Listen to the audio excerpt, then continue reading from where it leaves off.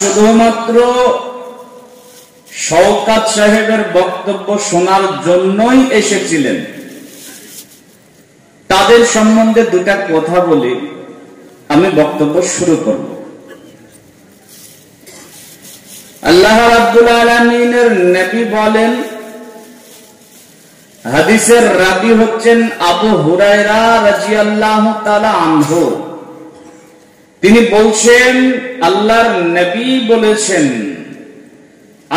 নবী বলেছেন, মহান আল্লাহ বলেছেন। আপনারা যারা আমার সামনে বসে আছেন তারা এই কথা জানেন, আর যারা জানেন না তারা জেনে নেন, যে কথা নবীজি বলেন যে আল্লাহ বলেছেন, এই ধরনের হাদিসকে বলা হয় হাদিসে কুদসি। কি বলা হয়?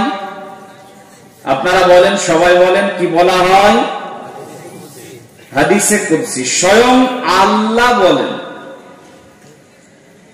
বলেন, ইয়া ইবনু আদম, আদমের সন্তানেরা শোনো, লাউ আতাইতানি শাই লাম লাউ আদাকা গিনান ওয়া আশুদ্দু ফাকরা। আল্লাহ বলেন, আদমের সন্তানেরা শোনো, যদি আমার জন্য সময় দাও। কার জন্য সময়? সবাই বলেন, কার জন্য? আল্লাহর জন্য। যদি আমার জন্য সময় দাও, আমি আল্লাহ তোমার দুইটা কাজ করে দেব। কয়টা? দুইটা। এক, লাম লাউ ইয়াদাকা গিনান, আমি আল্লাহ তোমাদেরকে ধনী বানাবো। দুই, ওয়াশুদ্দু ফাকরা, তোমার দারিদ্রতা বন্ধ করব। এটা আল্লাহ বলছেন। আল্লাহকে সময় দিলে দুটা লাভ হবে। কয়টা? এক, ধনী বানাবেন, দুই, দারিদ্রতা বন্ধ করে দেবেন। এরপরে তিনি বলেন, ফাইল্লাম তাফআল, যদি আমার জন্য সময় না দাও, আমি আল্লাহ তোমার দুটা ক্ষতি করব। এক, লাম লাউ ইয়াদাকা শুগলান, তোমাকে ব্যস্ত করে দেব।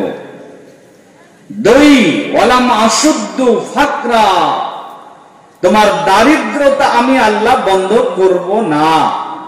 এটা আল্লাহ বলছেন। আল্লাহর জন্য সময় না দিলে আল্লাহ ব্যস্ত করে দেবেন যে কোনো দিক দিয়ে। হয়তো আপনার শরীরে আল্লাহ এমন একটা রোগ দিবেন, আপনাকে হসপিটাল নার্সিং হোম দৌড়ে বেড়াতে হবে। এমনও মানুষ পৃথিবীর মাটিতে আছে না? নেই? কথা বলেন, আছে না? হসপিটালে যায়, ব্যাঙ্গালোরে যায়, ভ্যালোরে যায়, চেন্নাই যায়, মুম্বাই যায়, কলকাতাতে যায়, কিন্তু তার রোগ ভালো হয় না। ডাক্তারে মূলত তার রোগটা খুঁজে পায় না। কেন জানেন? কারণ আল্লাহর জন্য সে সময় দেয়নি, বিধায় আল্লাহ ওকে ব্যস্ত করেছেন। দৌড়া হসপিটাল। দুই নাম্বার, দারিদ্রতা বন্ধ করবেন না।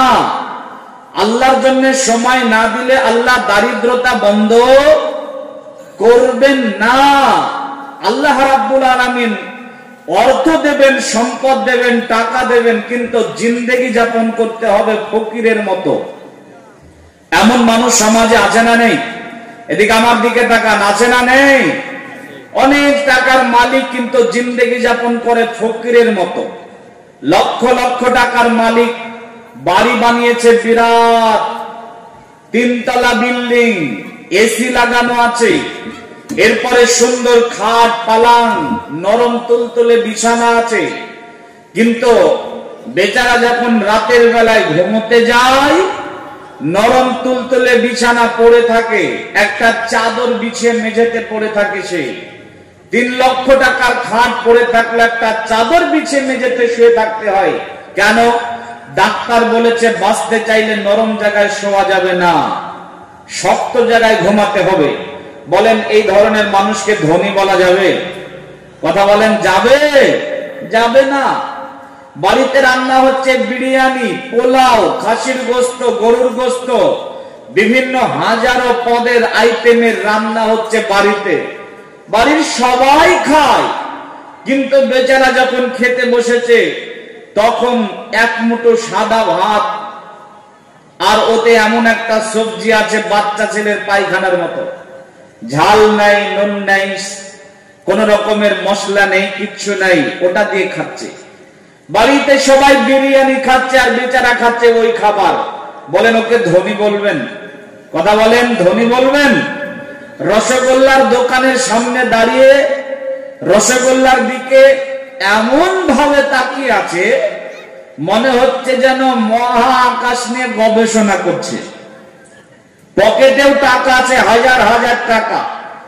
এখন রসগোল্লার দিকে এমন ভাবে তাকিয়ে আছে আর মনে মনে ভাবছে, গত 2 বছর আগে এক রসগোল্লা খেয়েছি, কত খেতে ইচ্ছা করছে, একটা খেলে কি হবে। এদিকে স্মরণ হচ্ছে যে ডাক্তার বলেছে সুগার 400। রসগোল্লার দিকে তাকিয়ে থেকে থেকে বেচারা নিরাশ হয়ে ফিরে গেল, একটা রসগোল্লা খেতে পারলো না। একে ধনী বলবেন? কথা বলেন, একে ধনী বলবেন? আল্লাহ ধন সম্পদ টাকা পয়সা দিয়েছেন বটে, কিন্তু জিন্দেগি যাপন করছে ফকিরের মতো, কাঞ্জুসের মতো, ফকিন্নির মতো। কেন? আল্লাহকে সময় দেয়নি তাই। আল্লাহ বলেন, বান্দা আমাকে যদি সময় না দিস, ফাইল্লাম তাফআল, আমাকে যদি সময় না দিস, লামলাউ আদাকা সুগলান, ব্যস্ত করে দেব, ওয়ালাম আশুদ্দু ফাকরা, দারিদ্রতা বন্ধ করব না তোর। তাহলে সময় কাকে দিতে হবে? কথা বলেন, কাকে দিতে হবে? আল্লাহকে দিতে হবে। আল্লাহ বলছেন, বান্দা আমাকে সময় দে। এখন আমার সামনে যারা বসে আছেন, আপনারা যদি, আমি মৌলভী শামীম আখতার মুর্শিদাবাদ থেকে এসেছি, আমার জন্য আপনারা বসে থাকেন, তাহলে এই মাজমা আপনার 5 পয়সা উপকার করতে পারবে না। যদি আপনার নিয়াত হয় যে মৌলভী শামীম আখতারের জন্য আমি এখানে বসে আছি, তাহলে ভাই আপনি চলে যান। এই মাজমা, এই আলোচনা আপনার 5 পয়সার উপকারে আসবে না। যদি আপনার চিন্তা ভাবনা হয় যে অমুকের জন্য আমি বসে আছি, তাহলে আপনি বৃথা বসে আছেন, আপনার কোনো কাজ আসবে না এই মাজমা। যদি আপনার মনে হয় যে মৌলভী শওকত সাহেবের আলোচনা, মৌলভী শওকত সাহেবের জন্যই বসে আছি, তাহলে আপনি বৃথা একজন ব্যক্তি, আপনার আলোচনা কোনো কাজ আসবে না। এখানে আপনি এই নিয়াতে বসে থাকবেন যে কোরআন এবং হাদিস শুনতে এসেছি। এখন যারা মৌলভী শওকত সাহেব নেমে গেলেন আর তার সাথে সাথে যারা এখান থেকে চলে গেলেন, সে মায়ের সন্তানরা বলতে পারবেন যে আপনি আল্লাহর জন্য সময় দিতে এসেছিলেন এখানে? বলতে পারবেন? কোশ্চিন কালেও না। আপনার সংকীর্ণ মনা, আপনার কাঞ্জুসিপনা, আপনার ওই ফকিরি চিন্তা ভাবনা, আপনার সামান্য বোধগম্য বুদ্ধি, আপনার একেবারে নিচু পায়খানার নর্দমা কীটের মতো চিন্তা ভাবনা, আপনি কাছে এসেছিলেন মৌলভী শওকতের জন্য।